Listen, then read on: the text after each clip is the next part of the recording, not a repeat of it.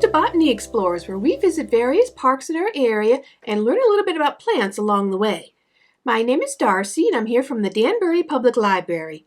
Today, I'd like to take you on a little adventure. Today, we're visiting Lasdon Park and Arboretum in Katonah, New York. It's about a 30-minute drive from Danbury down Interstates 84 and 684. Lasdon Park and Arboretum is a 234-acre public park that is open daily to the public. While there is no charge to enter the park itself, there is a small fee to see the Magic of Spring exhibit in the Glass House Conservatory. And due to COVID, tickets are kind of limited in amounts. So unfortunately, I won't be able to show you the inside of that because tickets were sold out on the day I went.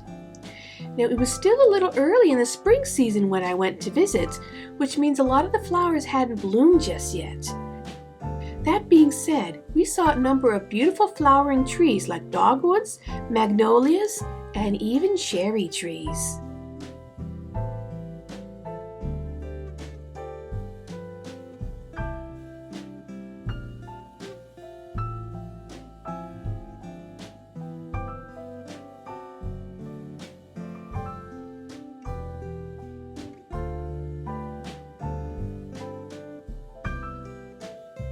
In the Chinese Friendship Garden, you will discover a gorgeous pavilion from Westchester County's sister city in China, Jinzhou.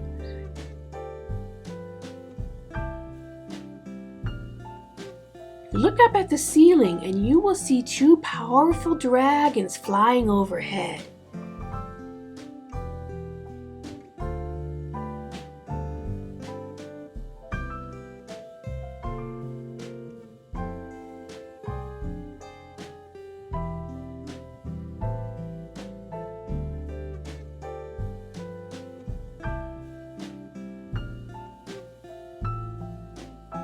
And if you explore the park far enough, you may even uncover some dinosaurs.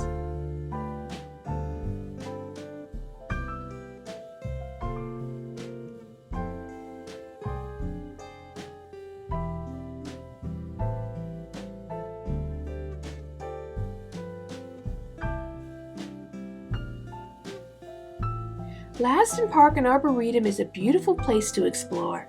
Since it's a popular spot, the park asks that all visitors maintain social distance and wear their masks while on the park grounds. While we won't see any of these next two plants at Lasdon Park, it's best that we know what they look like so we can avoid them if at all possible.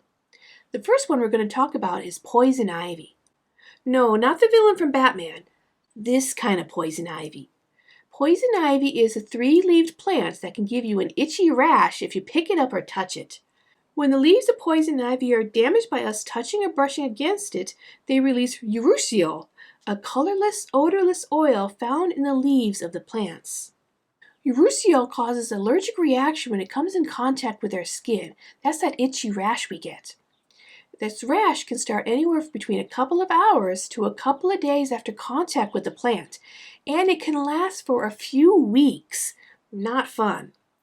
We can help prevent poison ivy from making us itchy by wearing long pants, socks, and closed-toed shoes like sneakers whenever we're out in the woods.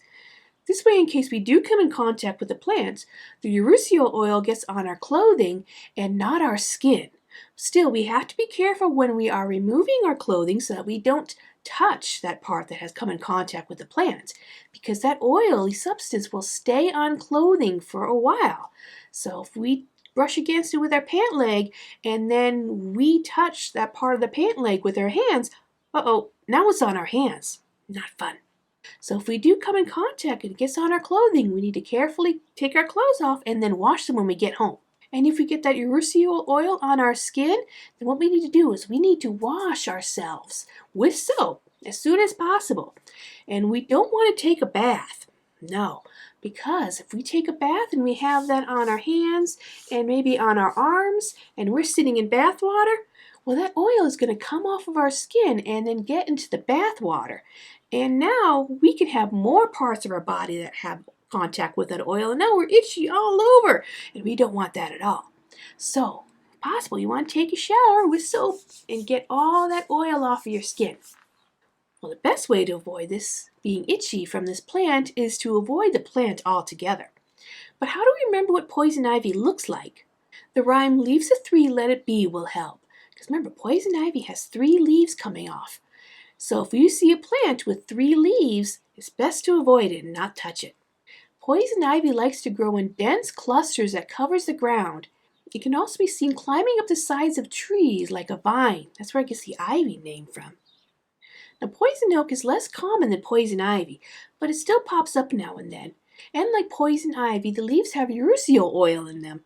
So if we come in contact with that plant too, guess what? We're also going to be itchy, and we don't want that. The leaves of poison oak are a little wider than those of poison ivy, and they can look kind of hairy. Poison oak usually looks like a shrub, but it may also look like a vine that's running along the ground or climbing up the side of a tree. So again, we can use that leaves of three, let it be rhyme to help us remember what it looks like.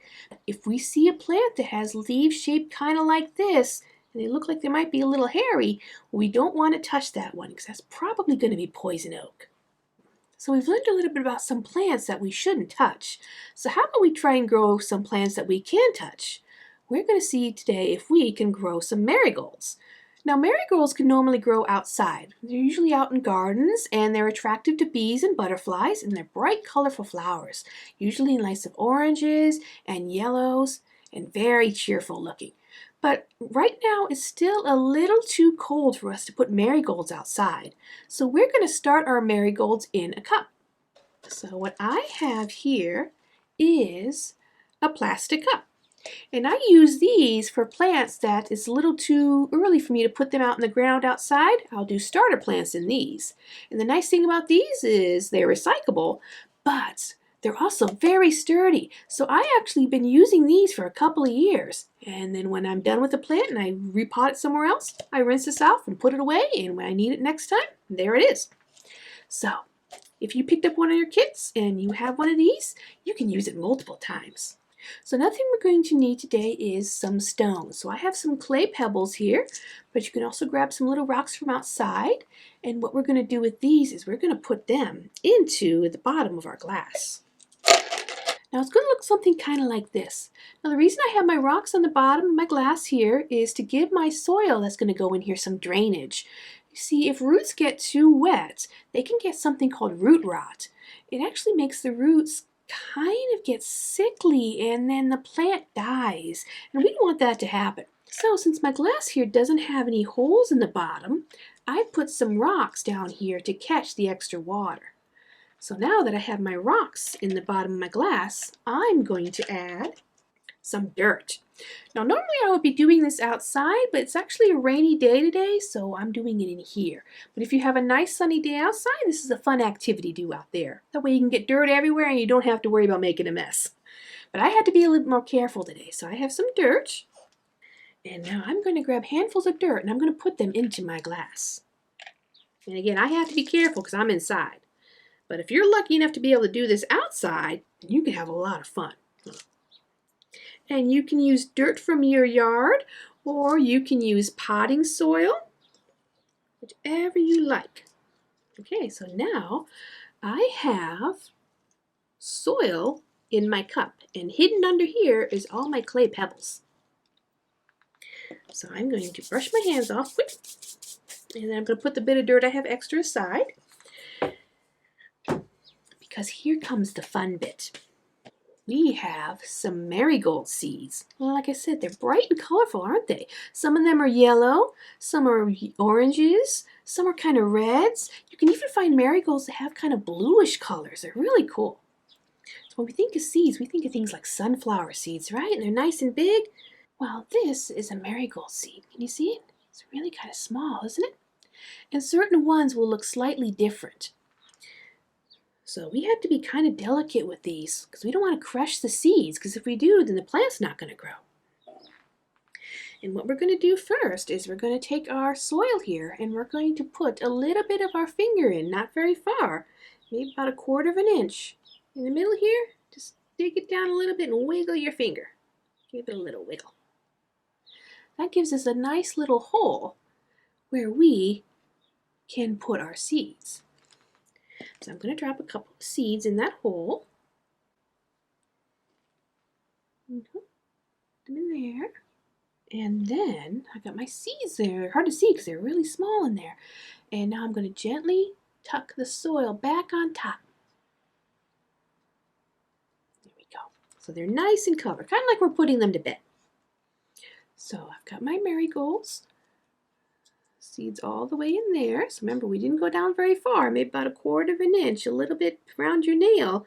Put it in your soil and wiggle your finger around a bit. And that'll make a hole that you can put your marigold seeds in. And then once you have your seeds in, just gently put the soil back on top. So now that we have them in here, we have to give them a drink because plants need the nutrients they get from the soil, and they also need water. But remember how I said how we had to put the pebbles on the bottom so that they don't get root rot? We don't want to give them too much water. We don't want them swimming in it. So we're just going to give them a little drink. Oops, there we go. Pretty much enough to get the soil just kind of wet. And it'll slowly sink down.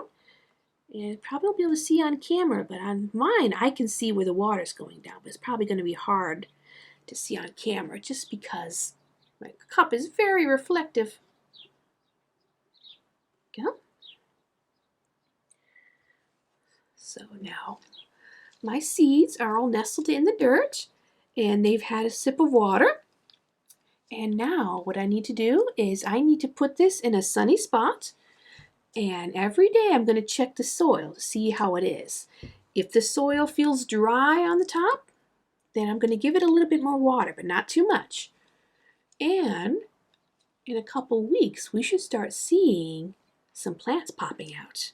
So next time when we get together, we'll see how our seeds are doing and see if they're big enough for us to transplant them to another pot or put them outside. So I hope you've enjoyed our visit to Lasdon Park today, and I hope to see you next time on Botany Explorers. Until then, stay safe, have fun, and stay curious. Bye, everyone.